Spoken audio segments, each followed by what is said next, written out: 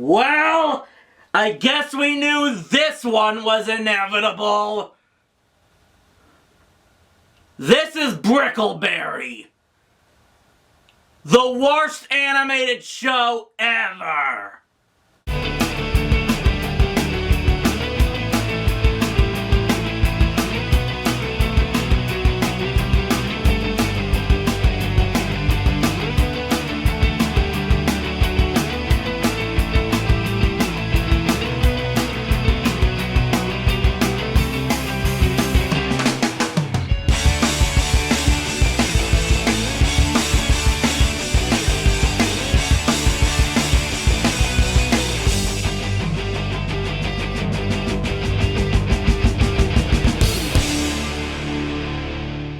I know what a lot of you are automatically thinking.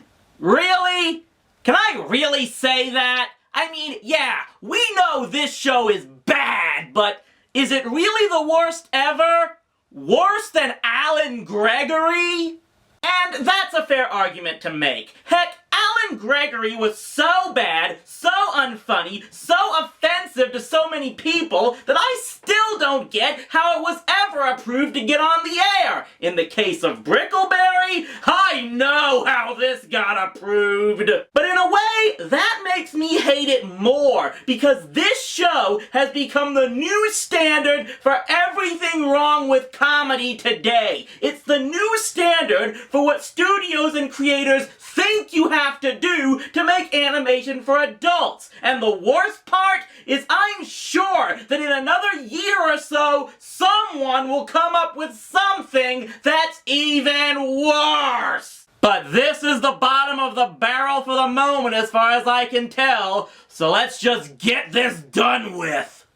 So Brickleberry is the creation of Waco O'Ginn and Roger Black and was produced with the help of Daniel Tosh, the guy who I think desperately wants to create the new Jackass with his Tosh O show. I may be wrong about that because I have better things to do than watch Comedy Central's new shows. The show achieved notoriety when it premiered in 2012 thanks to a massive promotional campaign that included ads featured on Blip. Normally, far be it from me to diss anyone that helps put money into my pocket.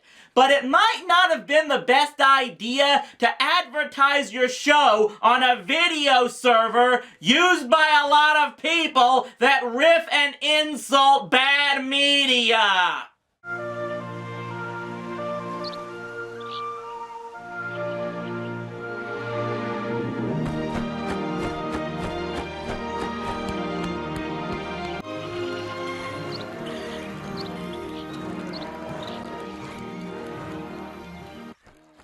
Take it all in, kids. This is nature in all its majesty. Welcome to Brickleberry. Best foot forward! Yes, this is what these writers think passes for comedy. Animals humping while kids are watching. You know what I think of when I see this? Australia's Naughtiest Home Videos. Never heard of that? There's a good reason. It was one of the worst ideas conceived in the history of TV worldwide. It aired on Australia's 9 network in 1992 and was pretty much nothing but showing people and animals engaging in sex acts. It was canceled after the first commercial break of the first episode due to technical difficulties and replaced with a Cheers rerun. What actually happened was the station's owner, Carrie Packer, directly called the station and shouted, "Get this off the air!" And so now Daniel Tosh and Comedy Central think it's the perfect time to try that again. Stay classy! And now, assuming not all the viewers changed the channel after projectile vomiting... I'm Steve Williams, Ranger of the Month here at Brickleberry National Park. Don't say anything about the amputee kid. Don't say anything about the amputee kid. It's good to be here speaking to the Nub Scouts. Only you can prevent forest fire! Oh! Hold still! I'll beat the flames out. Oh! Yeah, get used to this, people. I get the feeling a lot of these jokes are beyond commenting on, and I'll just have to respond with facial expressions. So yeah, this is our central character. Steve is a completely egomaniacal, incompetent failure of a park ranger, and yet he keeps winning Ranger of the Month because everyone else there is worse. There's Denzel, whose traits are that he's lazy, but they can't fire him because he's a minority, and he has a fetish for old white women. Then there's Connie, who's a lesbian. That's pretty much the joke most of the time. They're all under the command of Head Ranger Woody, who also keeps care of Malloy, a domesticated bear cub who happens to be voiced by Daniel Tosh himself. What is he like? Imagine if you combine the worst aspects of Eric Cartman and Stewie Griffin. That monstrosity would call this furball a jerk. Malloy does so many thoughtful things for us. Yeah, like what? Like, for starters, he made that delicious breakfast you enjoyed this morning. And don't forget, he planned that surprise party for Denzel. Surprise! Our park is in a shambles. We've had everything from freak accidents to crime waves. And there's the fact that your Ranger of the Month is showing the tourists live animal porn, but that's probably just a minor issue. If we don't get this park in shape, they're gonna shut down Brickleberry. And there's a real estate agent that looks like a dog already looking to build a mall here! The new ranger. She was Ranger of the Month at Yellowstone. Sorry, that's my vagina growling. If you think you're man enough to take this from me, then game on. The only thing that will keep those two from boinking is the show getting canceled, which, since this is on Comedy Central, is not a guarantee. So much of the pilot episode involves Steve trying to outdo Ethel until he discovers she's an alcoholic and tries to get her drunk on the job. Woo! This car goes fast! Ethel, we're not in a car!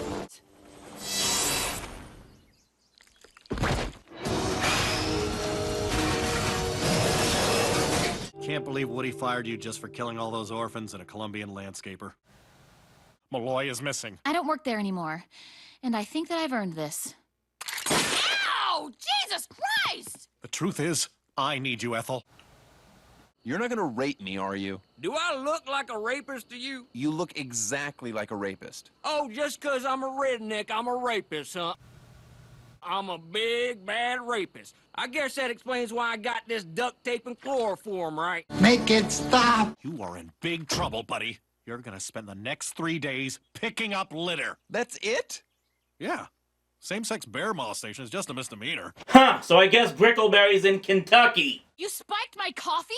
Oops. Only you can prevent big vats of acid.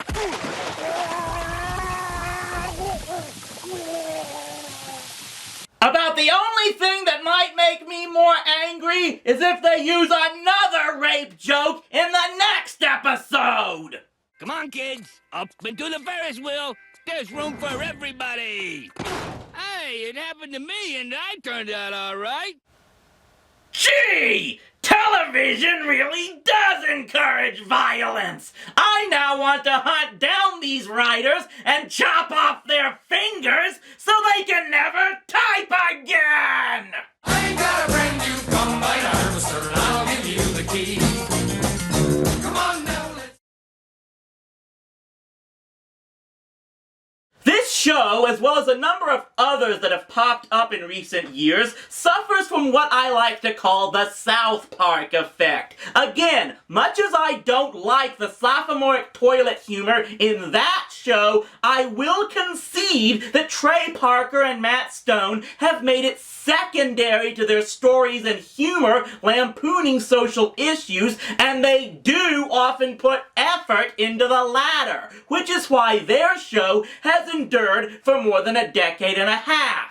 However, shows like Brickleberry don't put in such effort. They just want to make dark humor and nothing else, so that is the priority, putting in as many horrid jokes as they can with little to no context. It's simply going, this is offensive, so let's make a joke about it, and anyone who complains is just a prude who doesn't get it. Now, I am against censorship in most cases, and I would still never say the writer should be legally prevented from creating this stuff. But it goes back to the saying, just because they could doesn't mean they should. Mainly because the only thing the creators are interested in with this show is shock value, while continuing to make the claim that this type of deranged humor is necessary in order to make animation for adults. And the worst part is that the networks buy it and keep giving crap like this time slots, while shows that actually have clever writing and interesting characters, like, oh, I don't know, Futurama maybe, keep getting the screw job. Heck, you just need to watch Futurama for everything on how to do an animated show for adults right. It happens to be on Comedy Central right now, but I'm not holding my breath it will be there much longer. They even get the art of making offensive jerk characters right. Bender the Robot is a clever character because, at least in my view, he basically is an ironic counterpart to the old Isaac Asimov rule that robots cannot harm humans. But even though he does take pleasure in tormenting Fry and the other humans, there is the occasional sign that he actually does care for them. There are pretty much no such redeeming qualities to any of Brickleberry's characters. They're just jerks for the sake of being jerks because these writers have IQs lower than Beavis and Butthead and think, jerks with potty mouths are funny. Malloy is just a case of someone saying, what if Boo Boo was an asshole, and making him as unlikable as possible. Connie has a really unhealthy obsession with Ethel, even though Ethel is clearly not gay. Denzel represents all the offensive black stereotypes while being offended by such stereotypes. Woody is an egomaniacal dictator of a boss, and Steve? Good night! He's a complete sociopath where every episode it looks like he might grow as a person, only to prove by the end that he has nothing redeemable. The show is nothing but jerk-ass characters and toilet humor with some bare semblance of a story mixed into each episode. Plus, there's the fact that they try to shoehorn in social commentary, like poking fun at PETA or lampooning the outsourcing of jobs, but there's no humor in the social commentary either. That's the heart of Brickleberry. It's a copycat of the likes of South Park and Family Guy, with even less effort put into what could at times make those shows funny. Malloy, stop humping! Enough of that! It's a valise, you peasant. Don't you snap at me! What's wrong with him? It's normal, Woody. It's puberty. That is not how adolescent bears act. This is how adolescent bears act.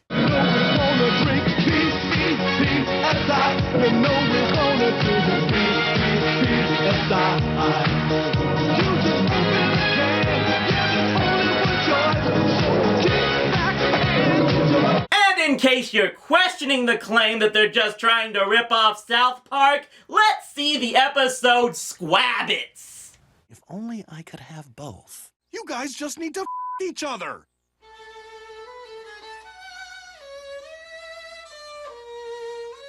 Okay, enough foreplay.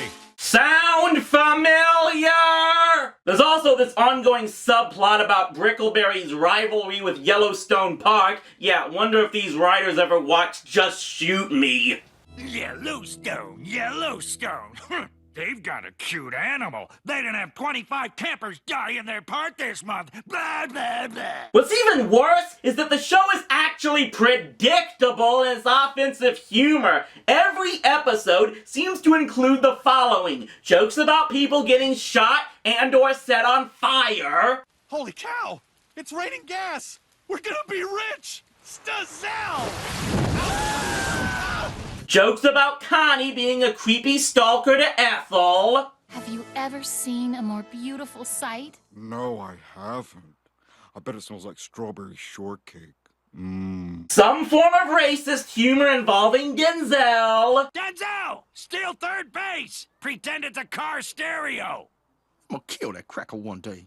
And each one has at least one joke that, while somewhat original, still tries to be lower than the pond scum at the bottom of the barrel and how offensive the show can be. I a bear? Ooh, even I think that's bad. At least he didn't get me pregnant.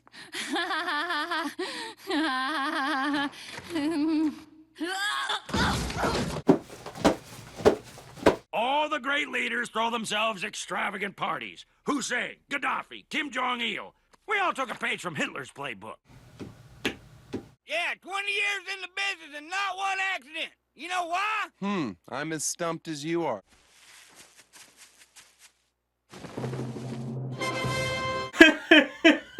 You know, at least I can take comfort in knowing only these 10 episodes aired, because there's no way they would have gotten another season after showing garbage like this.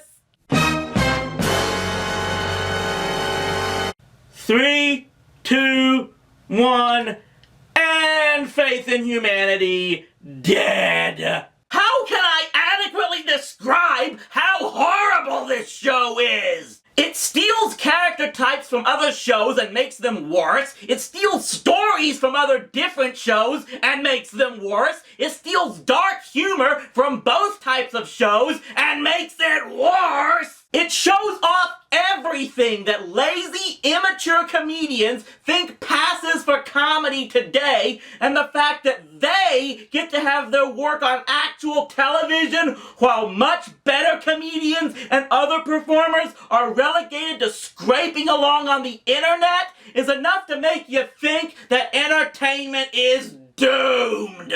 And amazingly, this show has apparently become a hit on Comedy Central. It's got a 7.4 rating on IMDb and 4 stars on Amazon. I try to accept other people's preferences, but in this case, why? You all need to go marathon watch Futurama right now to be reminded of what good animated comedy is like. In the meantime, I don't know what the hell I'm gonna do next time on TV Trash.